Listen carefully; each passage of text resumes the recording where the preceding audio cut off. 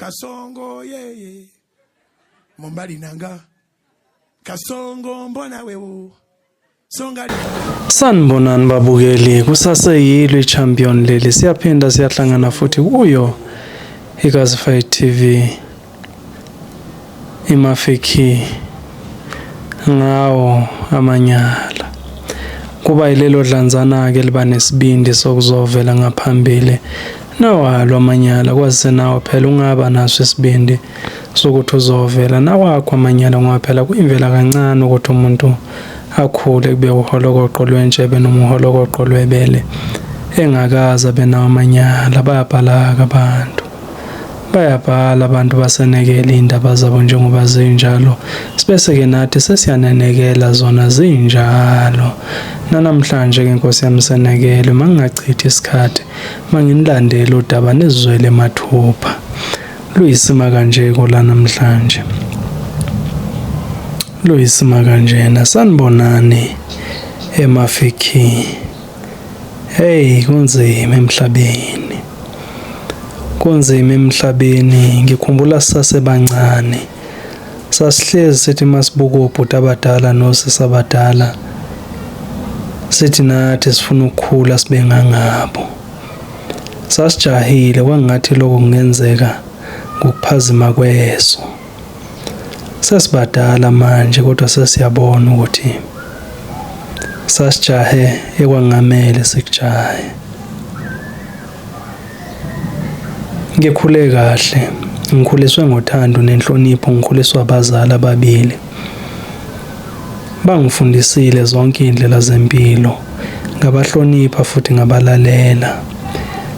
Naso isikolo ngiyengancekelela kuso, ngabambelela kwaze kuba ngiyampasa ugrade 12.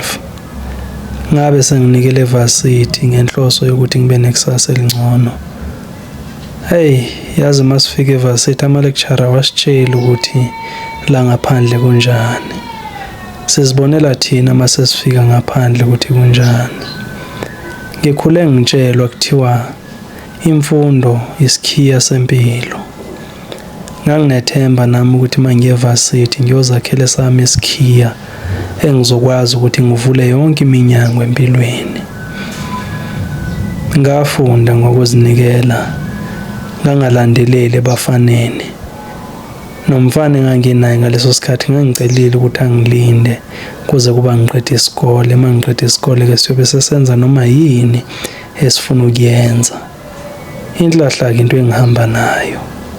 Angazi ngathi ngageza ngani, kodwa inhlahla nginayo, konke kuyazenzakalela. Ngingasho ngithi mhlawumbe ikona ukuziphatha kahle ngoba phela mawuziphethe kahle konke okuhle kuyakulandela.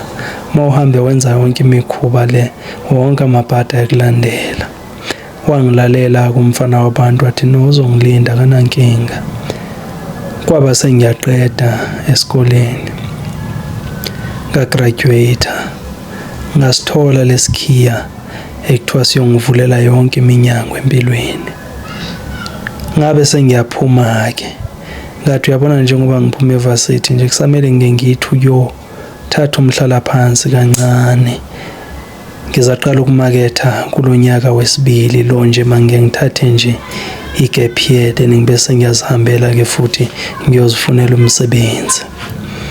Ngahlala nangempela phansi ngancebeleka nomndeni wami, kwazise noko abaxayekanga kakhulu emndenini wami, bayakwazi ukuthi banakekele izingane zabo. Ngisiphethe isikhiya. Njengoba ngisiphethe isikhiya nginethemba lokuthi mangisukuma kunyaka olandelayo ngiyothi mangivula kuvuleke. Nangempela ke wafika unyaka olandelayo. Umfana bengimthembise ukuthi ngiqale ngiqede isikole. Useyangitshela phela ukuthi usiqedile isikole manje sesingenza noma yini.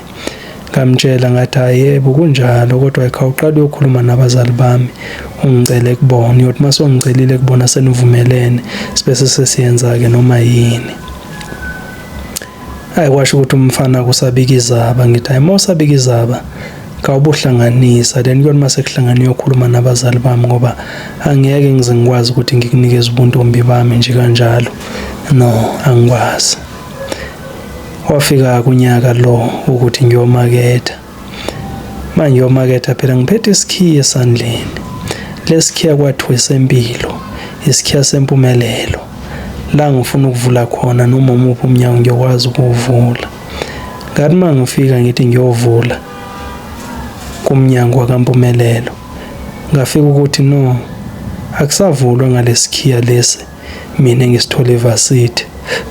Sekwakhiwa ngengidi, sekuvulwa ngezikhiya ezincane kanti mina ngiphethe lesi esitshitshwayo. Ngithi awu, manje makunjela sekwenziwa njani? Ilapho-ke la ngangena khona emanyaleni. Ngoba phela manje kwamele ukuthi ngenze amanyala ngoba phela isikhiya sami sisavule. Manje sekwafakwa iy'ngidi ezinkulu, sekuvulwa ngezinye izikhiya, hhayi lezi esathenjiswa zona ukuthi ezempumelelo. Kulapho-ke la ngathenjiswa khona umsebenzi, kwathiwa kodwa uma nginganqenqa ngibheka ilanga, kulapho-ke la ngingakwazi ukuthi ngiwuthole umsebenzi. Ngenxa yokuthi nami bengingafuni ukudiphenda kakhulu ebazalini, nganqenqa ngalibheka ilanga. Hawu, enzeka amanyala. Kunomuntu engisamlindisile ukuthi makahlanganise into zakhe abesangicela ebazalini bami, kodwa manje nangumsebenzi nawo ngiyawuluza. So sekumele ngithini? Nginqenqe ngibheke ilanga. Nganqenqa ngalibheka ilanga, ngayenziwa leyo nto engayenziwa. Sengicabanga ngalo-ke manje ngimthembisile ukuthi makawuhlanganise into zakhe sizokwazi ukuthi sisame. Ngambikela ngokushesha ukuthi hayi, mina ngisafuna imishado, sengifuna ukuzisebenzela nje kuphela. Hayi, wangicenga wathi ngeke phela ngikulinde isikhathi eside kangako bese wena songitshela lokho. Wathi hayi, ngathi mina sengicabangile umshado angiwufuni, ngifuna ukuba yintombi ezimele empilweni. Wancenga waze wakhathala ngoba phela ngangilazi ihlazo sengilenzile. Ukugoqa nje ngamafishane ngaphisana ngekhekhe likababa ngenxa yokufuna umsebenzi.